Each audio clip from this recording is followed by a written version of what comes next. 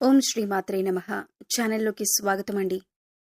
ఈ వీడియోలో మనం మారుతున్నటువంటి గ్రహస్థితి కారణంగా కుంభరాశి వారికి జూలై 1-2 తేదీల్లో ఏ విధంగా ఉండబోతుంది, ఈ సమయంలో కర్మ ఫలితం ఏ విధంగా ఉండబోతుంది, ఏ అంశాలలో అనుకూలమైన ఫలితాలు పొందుతారు, ఏ అంశాలలో ప్రతికూల ఫలితాలు పొందుతారు, ఎటువంటి విషయాల్లో వీరు జాగ్రత్తలు తీసుకోవాలి అనే అంశాలతో పాటుగా ఈ సమయంలో మీరు చేసుకోవలసిన దేవతారాధన అలాగే పాటించవలసిన పరిహారాల గురించి వివరంగా తెలుసుకుందాం. కానీ అంతకంటే ముందుగా మీరు కనుక మన ఛానల్ని ఇప్పటి వరకు సబ్స్క్రైబ్ చేసుకోకపోతే సబ్స్క్రైబ్ చేసుకొని పక్కనే ఉన్న బెల్ ఐకాన్ నొక్కి ఆల్ సెలెక్ట్ చేసుకుంటే మేము ఇలాంటి వీడియోస్ అప్లోడ్ చేయగానే ముందుగా మీకు నోటిఫికేషన్ వస్తుంది. అలాగే వీడియోని చివరి వరకు స్కిప్ చేయకుండా చూస్తేనే మేమేం చెబుతున్నామో మీకు పూర్తిగా అర్థమవుతుంది. ఇక వివరాల్లోకి వెళ్తే ముందుగా ఈ రాశి వారికి అనుకూలమైనటువంటి గ్రహస్థితి కారణంగా వీరి తెలివితేటలు పెరిగే అవకాశం ఉంటుంది. ప్రతి పని కూడా ఆలోచించి చక్కటి ప్రణాళికతో ముందడుగు వేస్తారు. విద్యార్థులు ఎవరైతే పోటీ పరీక్షలు రాస్తున్నారో లేదా ఉన్నత విద్యకు సంబంధించిన పరీక్షలు రాసేవారు కూడా మంచి ఫలితాలు పొందుతారు. తండ్రి వైపు నుంచి మీరు సహాయ సహకారాలను అందుకుంటారు. అలాగే మీ జీవితానికి సంబంధించి ఏదైనా ముఖ్యమైన విషయానికి సంబంధించి మీ తండ్రి గారి యొక్క సలహా తీసుకోవటం వల్ల జీవితంలో ఉన్నతిని పొందుతారు. ఈ విధంగా మీరు నడుచుకుంటే కనుక ఆర్థికంగా ఉన్నతితో పాటు మీరు చేస్తున్న వృత్తి, ఉద్యోగ, వ్యాపార తదితర అంశాలలో మీరు ఉన్నతిని పొందే అవకాశం ఉంటుంది. ఆల్రెడీ మీరు చేస్తున్న ఉద్యోగంలో సౌకర్యవంతంగా ఉండాలి అంటే మీ నైపుణ్యాన్ని మెరుగుదిద్దుకొని మీకు ఇచ్చిన పనిని సమయానికి పూర్తి చేసినట్లయితే కనుక మీ ఉద్యోగ వ్యాపారాల్లో ఉన్నతితో పాటు ధనలాభం కూడా పొందే అవకాశం ఉంటుంది. ఈ సమయంలో మీ బంధుమిత్రుల యొక్క సహాయ సహకారాలు మీరు పూర్తి స్థాయిలో అందుకుంటారు. అయితే ముఖ్యంగా ఈ రాశి వారు ఇతరుల విషయాల్లో జోక్యం చేసుకోకూడదు. మీకు సంబంధం లేని విషయాల్లో జోక్యం చేసుకోవటం వల్ల మీకు చెడు ఎదురయ్యే అవకాశం ఎక్కువగా ఉంటుంది. ఎవరైనా మిమ్మల్ని సలహా అడిగితే అప్పుడు మాత్రమే మీరు దానికి స్పందించండి. లేదంటే అనవసరంగా సలహాలిచ్చి మీరు చిక్కుల్లో పడద్దు. మీరు చేయని తప్పుకు కూడా మీరు నింద మోయవలసిన పరిస్థితులు ఎదురవుతాయి. అందుచేత మీకు సంబంధం లేని విషయాల్లో తలదూర్చకండి. ముందుగా ఎదుటివాళ్లు ఏం చెబుతున్నారో అని వినటానికి ప్రయత్నించండి. ఆ తర్వాత మీరు స్పందించండి. వారు చెప్పింది పూర్తిగా వినకుండా స్పందించినట్లయితే కనుక మీరు ఇచ్చిన సలహాని వారు తప్పుగా తీసుకునే అవకాశం ఉంటుంది. ఈ రాశి వారు జ్ఞానవంతులని చెప్పుకోవచ్చు. ఏ పనిని ఎప్పుడు చేయాలి, ఎవరితో ఏ విధంగా మాట్లాడాలి అనే అంశాలపైన వీరికి జ్ఞానం అధికంగా ఉంటుంది. సమయానికి తగ్గట్లుగా సమయస్ఫూర్తితో నడుచుకుంటారు. అయితే ఈ సమయంలో మీ తల్లిదండ్రుల్ని గౌరవించి వారు చెప్పినటువంటి సలహాలు, సూచనలు పాటించడం వల్ల జీవితంలో ఉన్నతిని పొందుతారు. కళా, మీడియా రంగాల్లో ఉన్నవారికి, అలాగే జ్యోతిష్య శాస్త్రం తెలియజేసేవారికి, ఉపన్యాసాలు, హరికథలు చెప్పేవారికి కూడా అనుకూలమైన కాలంగా చెప్పుకోవచ్చు. కళారంగంలో వారికి కీర్తి ప్రతిష్టలు మెరుగుపడతాయి. అవార్డులు, రివార్డులు అందుకుంటారు. ముఖ్యంగా ఈ రాశి వారికి ప్రభుత్వ ఉద్యోగానికి సంబంధించిన అంశాలలో అనుకూలంగా ఉంది. ప్రభుత్వానికి సంబంధించిన ఏదైనా పని గతంలో మీకు ఆగిపోయి ఉంటే అది సమయంలో పూర్తవుతుంది. నిరుద్యోగస్తులు ఎవరైతే ఉద్యోగం కోసం ఎదురు చూస్తున్నారో వారు ఖచ్చితంగా ఉద్యోగ అవకాశాన్ని పొందుతారు. స్వల్ప ధనలాభం కలిగే సూచనలు కూడా కనిపిస్తున్నాయి. అవివాహితులకు వివాహ యోగం సూచిస్తుంది. అలాగే ప్రేమికులకు ఇరు వర్గాల వైపు నుండి కూడా అంగీకారం వచ్చే సమయంగా చెప్పుకోవచ్చు. మీ ఇంట్లో వాళ్ళు ఒప్పుకోవటం వల్ల మీ ప్రేమ సఫలీకృతం అవుతుంది. ప్రేమించిన వారిని వివాహం చేసుకునే అవకాశాలు ఎక్కువగా కనిపిస్తున్నాయి. అలాగే ప్రయాణాలు చేసేవారు, ముఖ్యంగా దూర ప్రయాణాలు చేసేవారు ఆనందంగా, ఉత్సాహంగా ప్రయాణాలు చేస్తారు. అలాగే దూర ప్రాంతాల్లో ఉద్యోగం పొందే అవకాశం కూడా ఉంటుంది.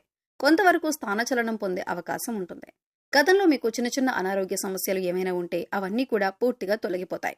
సంతానం కోసం ఎదురు చూసేవారు, గర్భిణీ స్త్రీలు సుబ్రహ్మణ్యేశ్వర స్వామి వారి ఆరాధన చేసుకుంటే ఉత్తమం.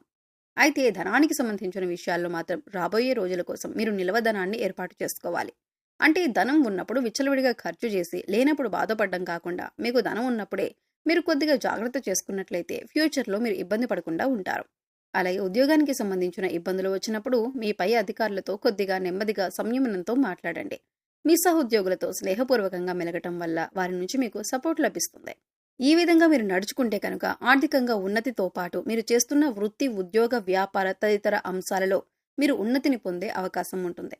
ఆల్రెడీ మీరు చేస్తున్న ఉద్యోగంలో సౌకర్యవంతంగా ఉండాలి అంటే మీ నైపుణ్యాన్ని మెరుగుదిద్దుకొని మీకు ఇచ్చిన పనిని సమయానికి పూర్తి చేసినట్లయితే కనుక మీ ఉద్యోగ వ్యాపారాల్లో ఉన్నతితో పాటు ధనలాభం కూడా పొందే అవకాశం ఉంటుంది.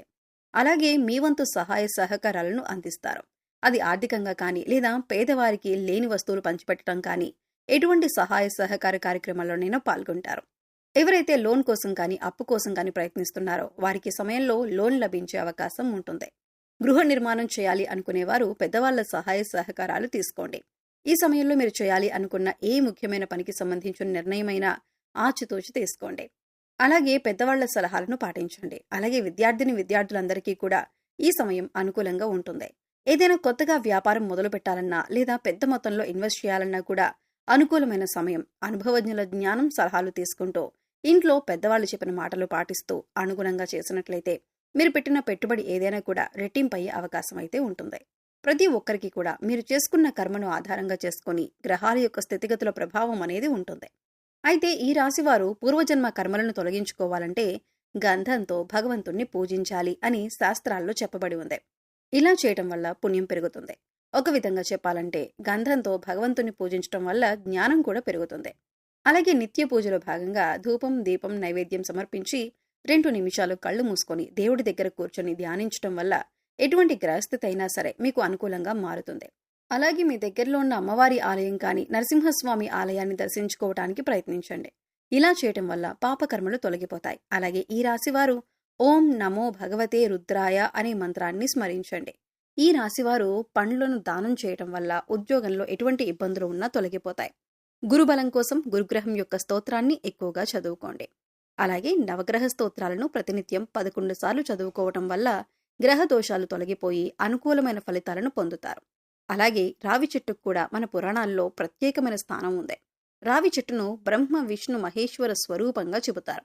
అందుచేత రావి చెట్టు చుట్టూ 11 ప్రదక్షిణలు చేసి దీపం వెలిగించినట్లయితే కర్మ తొలగిపోతుంది. గోశాలలో ఆవుకి గడ్డి తినిపించటం, దేవాలయంలో మీ వంతుగా మీరు చేయగలిగిన సేవ చేయటం, ఎండగా ఉన్న సమయంలో దాహంతో ఉన్న వారికి చల్లని మంచినీరును అందించటం, ఇటువంటివి చేయటం వల్ల కర్మను తొలగించుకోవచ్చు. అలాగే మూగజీవాలకు, పశుపక్షాదులకు తాగటానికి నీరు, తినటానికి ఆహారాన్ని ఏర్పాటు చేసినట్లయితే గత జన్మలో చేసిన పాపకర్మల యొక్క దుష్ఫలితం తొలగిపోతుంది. ఇక ఇటువంటి దేవతారాధన పరిహారం చేసుకోవటం వల్ల 100% అనుకూలమైనటువంటి ఫలితాలను పొందుతారు. పాపకర్మల యొక్క దుష్ఫలితాలు తొలగిపోతాయి. సో చూశారు కదండి, గ్రహస్థితిని అనుసరించి జూలై 1-2 తేదీల్లో కుంభరాశి వారికి కర్మఫలితం ఏ విధంగా ఉండబోతుంది? కర్మ ఫలితాన్ని తొలగించుకోవటానికి మీరు ఎటువంటి దేవతారాధన పరిహారాలు చేసుకోవాలి, ఏ అంశాలలో జాగ్రత్తగా ఉండాలి అనే అంశాలన్నీ కూడా ఈ వీడియోలో మనం వివరంగా తెలుసుకున్నాం కదా. ఈ వీడియో మీకు నచ్చినట్లయితే లైక్ చేయండి. మీ ఫ్రెండ్స్ అండ్ ఫ్యామిలీ మెంబర్స్లో కుంభరాశి వారు ఉంటే వారితో ఈ వీడియోని షేర్ చేసుకోండి. అలాగే ఇప్పటి వరకు మన ఛానల్ని సబ్స్క్రైబ్ చేసుకోకపోతే సబ్స్క్రైబ్ చేసుకొని పక్కనే ఉన్న బెల్ ఐకాన్ నొక్కి ఆల్ సెలెక్ట్ చేసుకుంటే మేము ఇలాంటి వీడియోస్ అప్లోడ్ చేయగానే ముందుగా మీకు నోటిఫికేషన్ వస్తుంది. మరో చక్కటి వీడియోతో మళ్ళీ కలుద్దామండి. ఓం శ్రీమాత్రే నమః.